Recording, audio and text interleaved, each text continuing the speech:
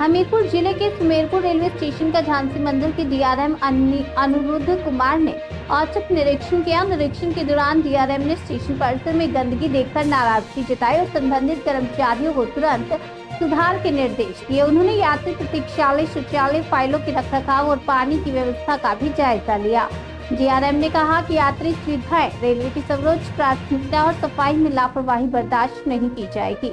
निरीक्षण के दौरान समाज सेवियों ने डीआरएम को ज्ञापन सौंपा और सुलभ शौचालय के बेहतर उपयोग पर जोर दिया। डीआरएम ने अधिकारियों से कहा कि स्टेशन पर पेयजल, बैठने की व्यवस्था और स्वच्छता को तुरंत सुधारा जाए ताकि यात्रियों को असुविधा न हो।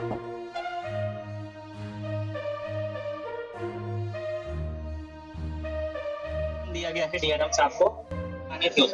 आज जो हम लोगों ने व्यापार मंडल के माध्यम से डीआरएम साहब को ज्ञापन दिया है, तो उसमें प्रथम मांग थी हमारी कि मानिकपुर जंक्शन से कानपुर तक के लिए एक अलग पैसेंजर ट्रेन, मेमो ट्रेन चलाई जाए।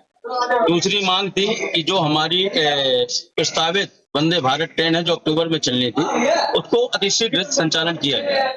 तथा साथ ही एक मांग और थी कि जो हमारी प्लेटफार्म 1 और 2, 3 पे जो गंदगी और बिजली की अव्यवस्था और पानी की अव्यवस्था है, उसको सुचारू रूप से व्यवस्थित किया जाए ताकि आम जनमानस उसका लाभ ले सके। तथा साथ ही स्टेशन परिसर में लगे हुए स्ट्रीट लाइट में प्रतिदिन उसका बंद हो जाना, न जलना, उसके लिए विज्ञापन दिया है।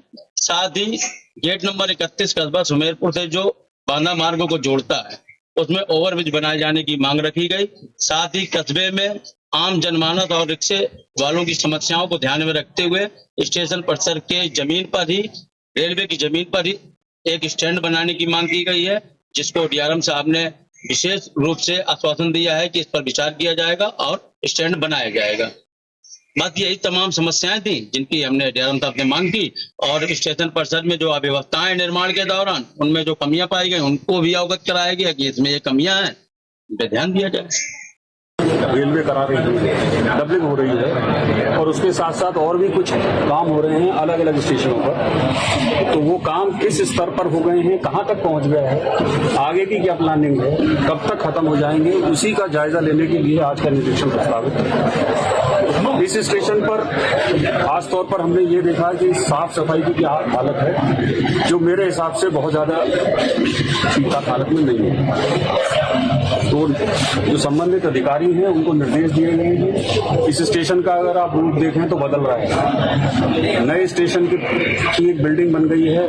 आने वाले समय में जब डबलिंग हो जाएगी तो और ट्रेन चलेंगी। तो उसी प्लानिंग में ये स्टेशन इस समय कहाँ तक पहुंच गया है, ये हम देखने आए थे और इसी को देख रहे हैं। बहुत जगह जो कार्य हुए हैं उसमें बड़ी अनियमितता के साथ काम किए गए हैं। टाइल्स टूटे पड़े हुए हैं जगह जगह पर।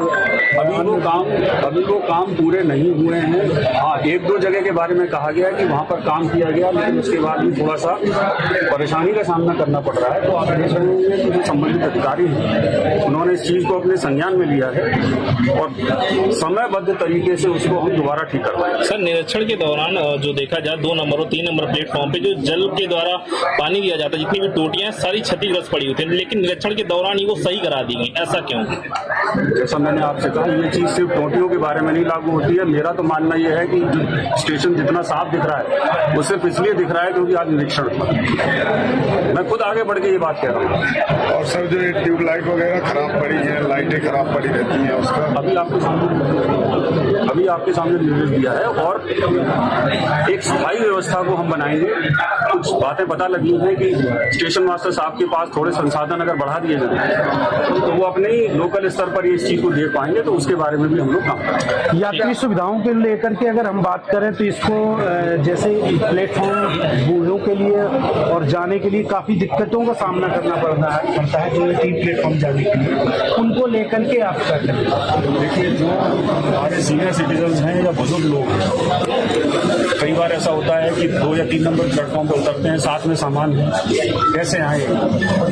उसके लिए एक व्यवस्था होती है जिसको कि रैंप वॉक, जिसमें आपको सीढ़ी नहीं चढ़नी पड़ेगी। वो इस स्टेशन के लिए स्वीकृत हो चुकी है और बहुत जल्दी उसका टेंडर करके उसको बनाने की कार्रवाई की जाएगी। कई सालों से एक मामला और भी आ रहा है कि यहाँ पर आए दिन लूटपाट वाली जैसी चीजें, किसी की चोरी हो जाती है, कुछ हो जाती है, और आज तक यहाँ पर सीसीटीवी कैमरे नहीं लग पाए, उसका क्या कारण है? पूरा का पूरा जो